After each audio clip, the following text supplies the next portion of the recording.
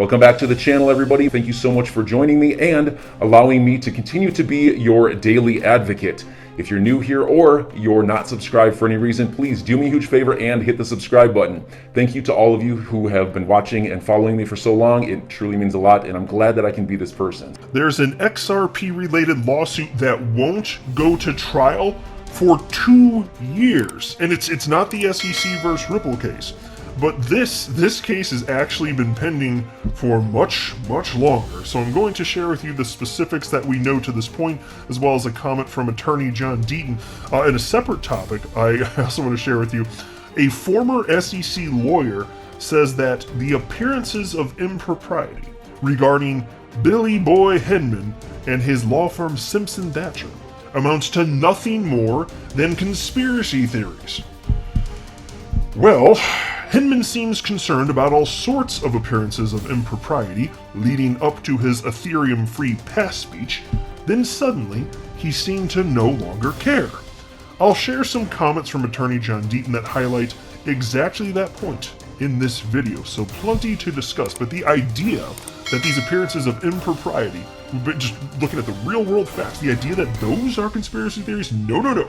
Absolutely not. Those are purely facts grounded in reality. I flatly reject that. And comments like that make me extra happy that I have this platform where I can tear down nonsense like that.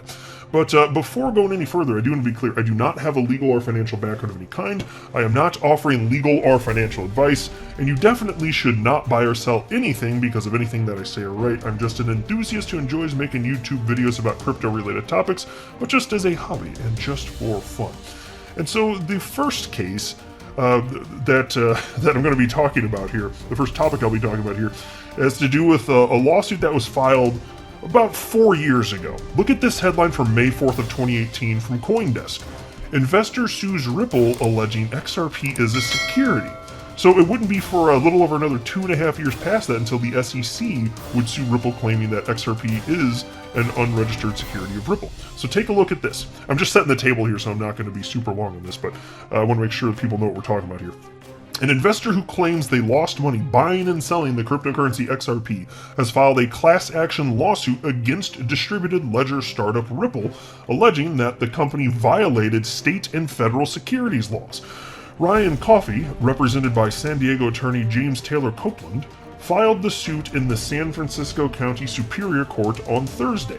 Coffey is seeking damages, quote, on behalf of all investors who purchased Ripple tokens XRP issued and sold by defendants, end quote. Naming Ripple, XRP2, which is the company's registered and licensed money services business, CEO Brad Garlinghouse, and 10 unnamed parties. So don't you feel good that even back in the day, before the SEC came down, that Ryan Coffey's looking after you because Ripple, that's the bad actor right there. They sold us a bunch of unregistered securities, and they weren't supposed to do that, and there was all sorts of people that were damaged as a result. Well, let me tell you something. I'm just pulling from memory here, but I know that this is going to be roughly correct, so I didn't bother to look it up further because it's so absurd that the idea of what this guy is bitching about has never left my mind. Ryan Coffey, who's making these claims, this guy lost somewhere in the neighborhood of $600. He held XRP for, I don't remember exactly how long, but it was somewhere in the neighborhood of a matter of weeks, if memory serves. And so basically he bought the price as it had run up during the last market cycle, somewhere on the way up to when it hit almost $4, so he may have bought it for $2 and something cents, I don't remember exactly. But he bought it way up high, and then as it went down, he panic sold it. And then he sued Ripple claiming that it's their fault. Now, I gotta ask, why the hell would you sue Ripple over $600? Wouldn't the cost of this whole thing be a lot more than $600? It's not like you lost your life savings.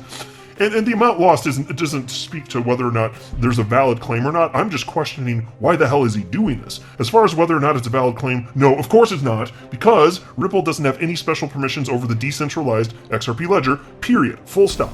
This is a bogus case. And so then there was another one after this, by the way. Here you go. This is just over a month after that story was released by CoinDesk. This one's on June 8th, 2018, titled "Another Investor Lawsuit Claims XRP is a Security." Distributed ledger startup Ripple has been named in yet another lawsuit tied to the XRP cryptocurrency, court records show.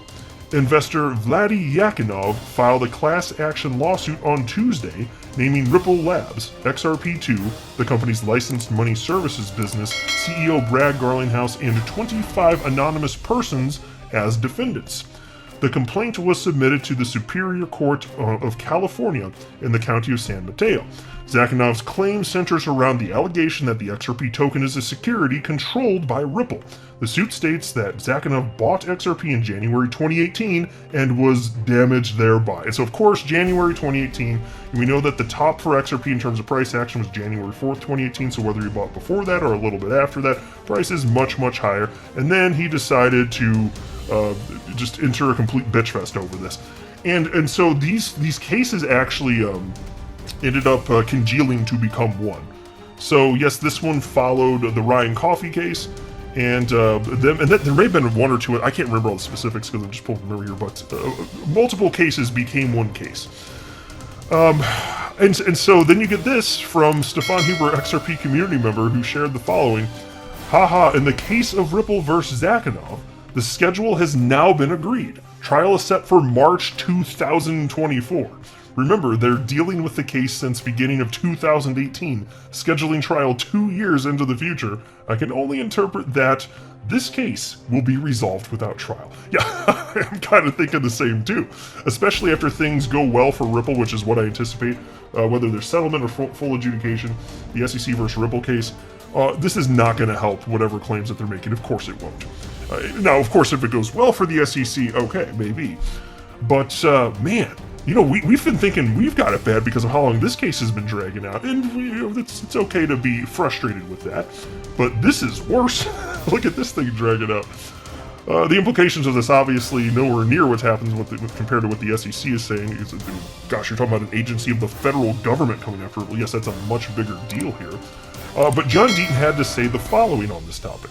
The 65,000 XRP holders fighting the SEC destroyed the Zakhanov class action.